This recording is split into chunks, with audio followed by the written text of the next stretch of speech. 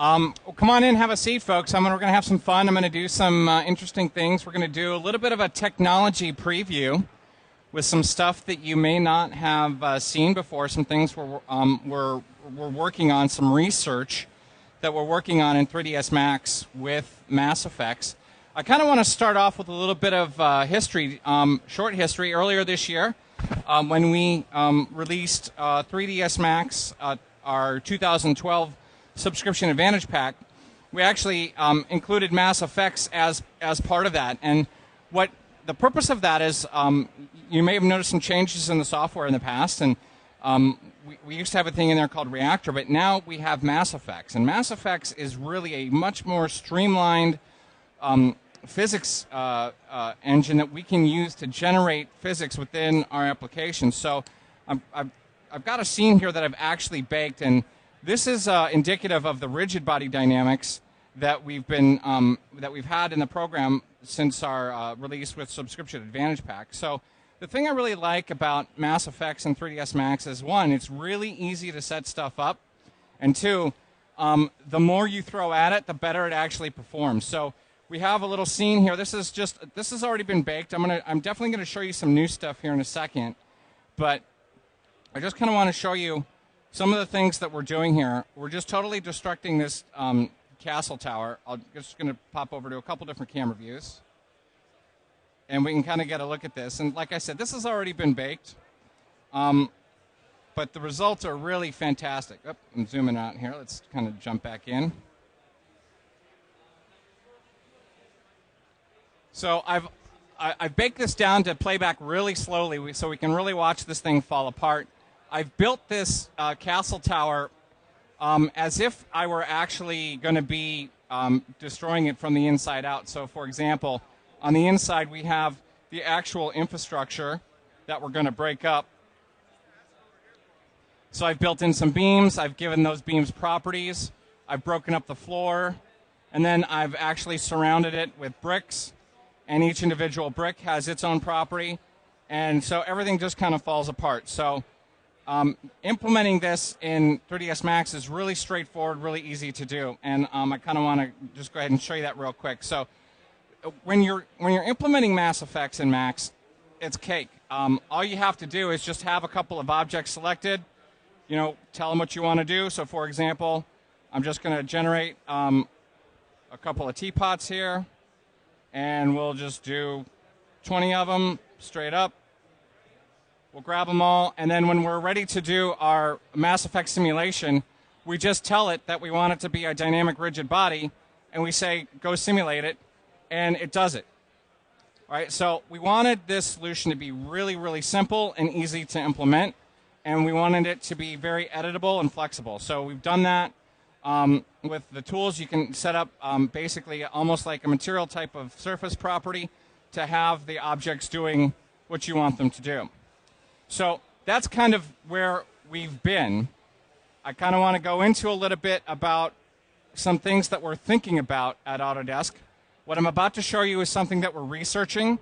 It's currently not in a shipping software, and you might be able to play with it later this year, maybe not. I definitely don't want you to judge a buying decision based on what you would see here, but I'm glad that I can at least show you some things to talk about. So we're taking a look at solving some cloth solutions within 3dsMax now. So I can just load this up, and we'll go ahead and let it solve through our scene here.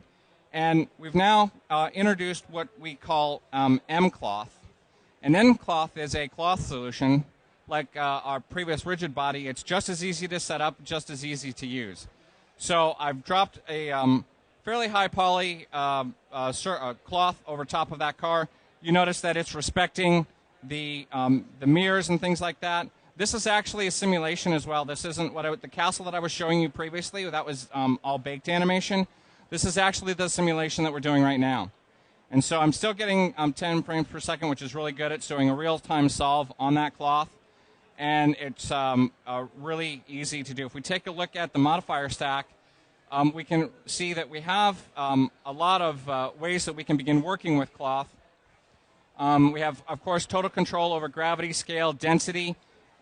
And this is really where it gets a lot more interesting. Under the Advanced tab, we begin to be able to use hardware acceleration. So not only are we leveraging, obviously, the CPUs, but with NVIDIA hardware, we're able to start leveraging the acceleration. So we can crank down the solver iterations down to, bring this down to like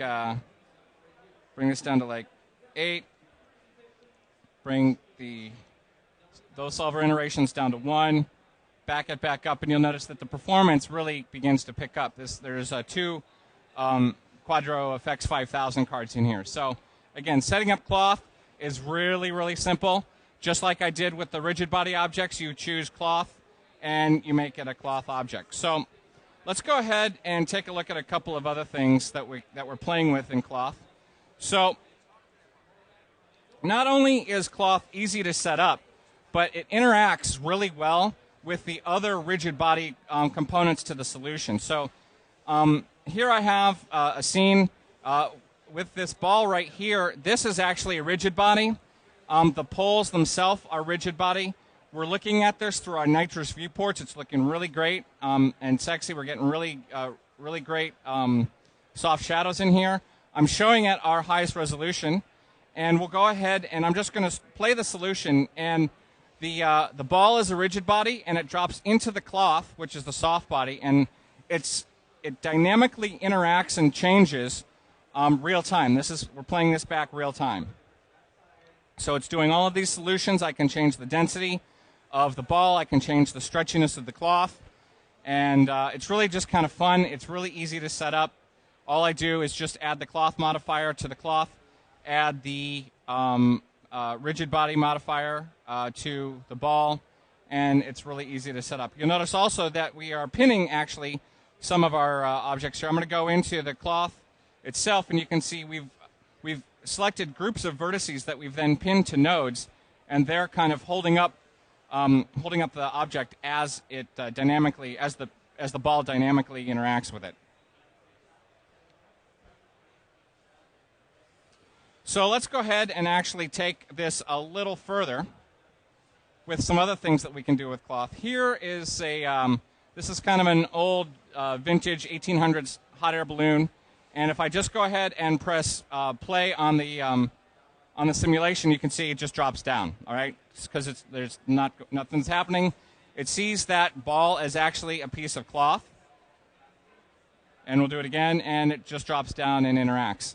With cloth, we now actually introduce the ability to do balloon behavior. So actually, before I turn this off, let me just kind of engage this again. So the simulation is running, and the balloon is just sitting in the gondola, not doing anything. You can see it's just kind of shimmying there. I'm going to go ahead and turn on balloon behavior, and then I'm going to start slowly cranking up the pressure. And you can see the balloon starts to inflate. And then it'll inflate more and more. Now, you notice also that it's kind of intersecting the rest of the balloon. That's because my solver iterations, it'll eventually just fall off. And there it goes. That's okay. So we'll turn it back off, and we'll stop the simulation, and we'll back it back up. So before I restart the simulation, I'm just going to leave. I'm going to re-enable it, set it to 4, press play this time. And you can see now it's still going in there, but that's okay. I'll increase the pressure. I'll just go a ridiculous amount on the pressure. I have no idea what's going to happen here. Oh, my gosh. There it goes. All right. Another really kind of interesting thing that we can do here, though, I'm going to go ahead. I'm just going to reset this back to maybe 5. But before I go in there, the mCloth modifier interacts with the previous anything that's in the stack history. So, for example, I can go in here, and this is just saying, hey, you're about to go off this modifier. You know, if you're a Maxers, you know exactly what that is. I'm going to say, yes, that's what I want to do. And I'm going to go into my edge mode in the edit poly down beneath here. And I'm just going to grab a couple of edges. So getting used to this keyboard here. So we'll just grab these edges here, this edge here, and I'm going to right-click, and I'm just going to convert those to a vertex selection. And what mCloth can now do is it can receive that vertex selection from the stack. So when I go down here into my stack, I actually want to create a tear in the balloon based on those vertices. And I can say get from selection, so I'll just choose that, make the tear. Okay, so now the tear has these, make sure we've got that. We're good. I'll go back up here. And now when I enable the simulation, the balloon just tears open based on those vertices that I've selected. And away it goes. So what does this have to do then? This has implications in other parts of our using cloth. So let me go ahead and open up another file here. So we'll not save those changes. When we get into large structures, we can begin to do some interesting things with the cloth pressure. So here's kind of a mock-up of a little kid's bounce house that I made. It's all quads here. It's an enclosed surface. When we begin to use pressure, I'll go ahead and start the simulation, and it'll just kind of collapse in on itself.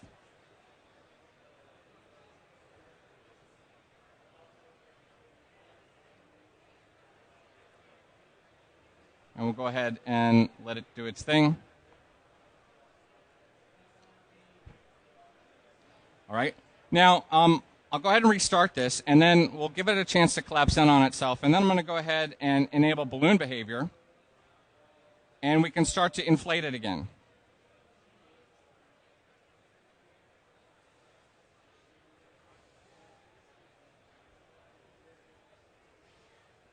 So it's really starting to react as if it's got internal pressure. And depending on the settings that I have for the geometry, the stretchiness, that sort of thing, that will control how much it collapses. Let me go ahead and stop this real quick and go back to here. I'm going to disable balloon pressure for a second. You notice we have some compression settings here. If I just, I'm going to go ahead and run it one time without balloon. You can see it really collapses in on itself. We can add rigidity to the faces. So I'll go in here and I'll increase the limit of, I'll set these to 1 and 1. And it changes basically almost the type of surface tension you see when I initiate it. It just kind of bounces up in the air, but it's not really collapsing. Once I reduce the stiffness and reduce that, we'll restart that. Those are the things that kind of control the surface tension.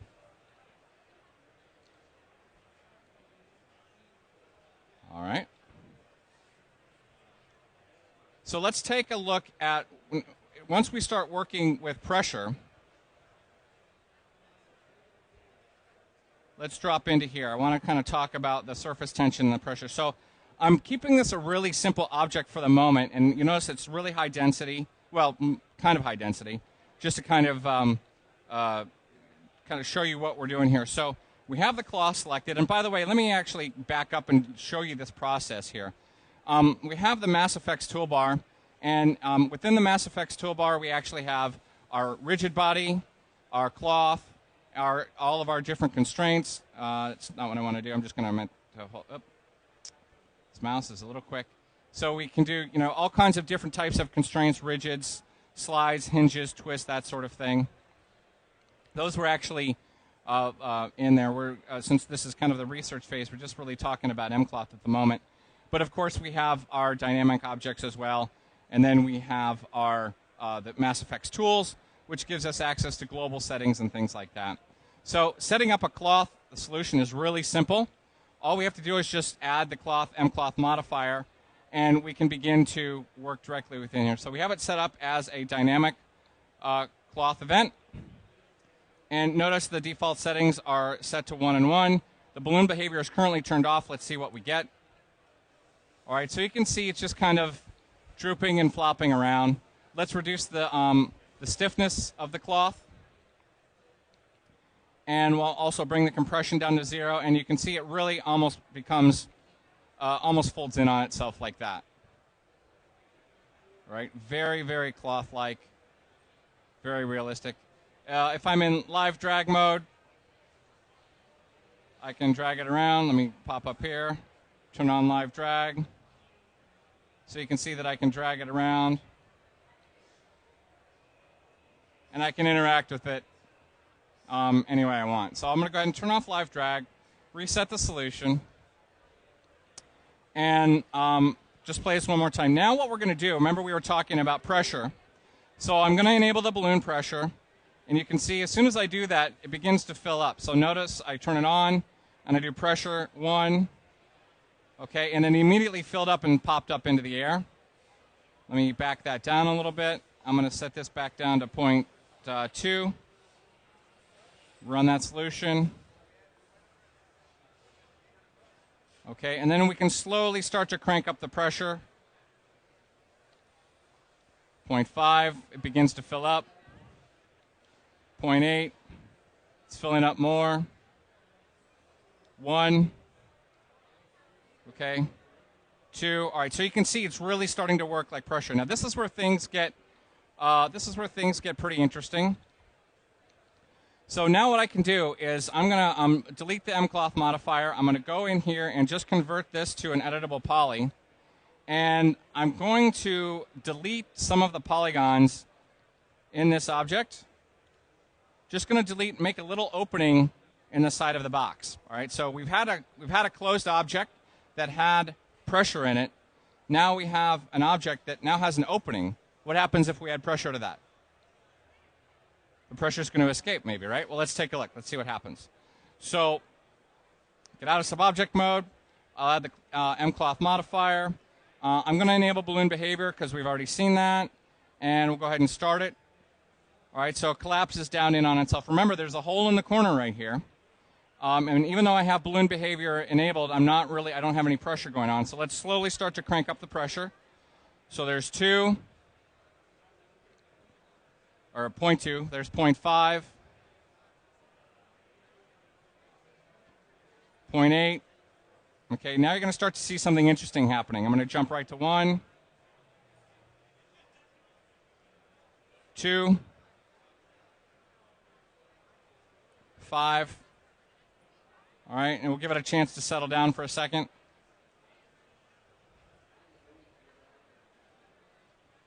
All right, can anybody tell me what's happening? The balloon is starting to actually move away because air is escaping out of that volume. So if I really start to crank the pressure up to, say, 10. Oh, let's reset that. Let's try that one more time. It's getting away from me there. Let's set this back to 0 and back off. There's that. So start that. Set this right to 2. Come on down.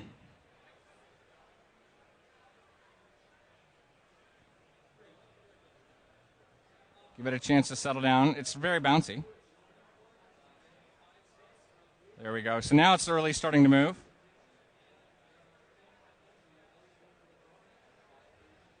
Give it a chance to work there. All right. Oops, I'm moving the wrong number. There we go. All right, let me try that one more time because, of course, when I want it to work, it's not working for me. That's why they call it research, folks. This is a... There we go. There we go. All right, now we're going. There we go. So now it's starting to move a little bit. And then, there we go. Now it's definitely moving because of the opening in the side. So introducing balloon pressure really adds an interesting dimension to cloth, and this will just slowly float around as I crank up the pressure even more. It'll start to get a little bit more chaotic and a little bit more chaotic.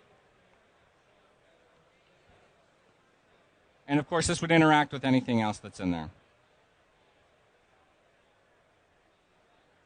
All right. And then the last thing we're going to look at is this was a scene that was provided by NVIDIA. This is a great example of kind of everything working together. This is more of the rigid stuff, but I think it's a great example of the, oops, let me back up. Let's turn on Start Simulation with Animation.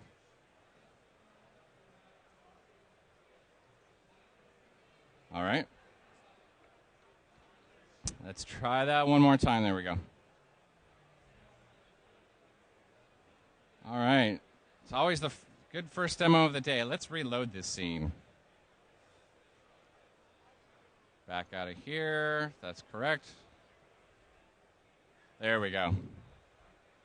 So now we can see we have really complex interactions going on. We're able to determine it's not just, the collision isn't just is it a sphere or a box or, whatever. We actually are, are interacting with very, very complicated shapes, and the entire thing is operating autonomously here.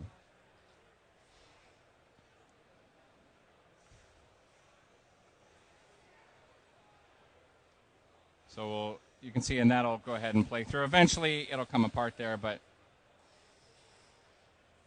that's that.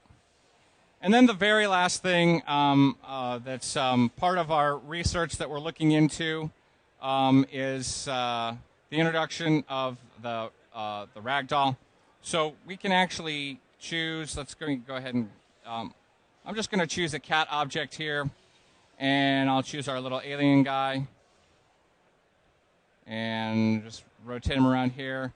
We can now create any a dynamic ragdoll or a kinematic ragdoll within here. So I'll just choose this. Let's do the ragdoll solution.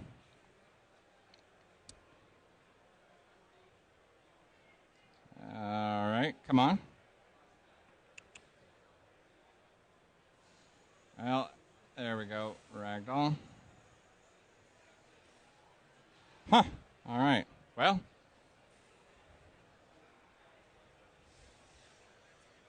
Oh, well, yeah. All right, well, let's go ahead and try it on a biped. I was actually doing this on a cat previously.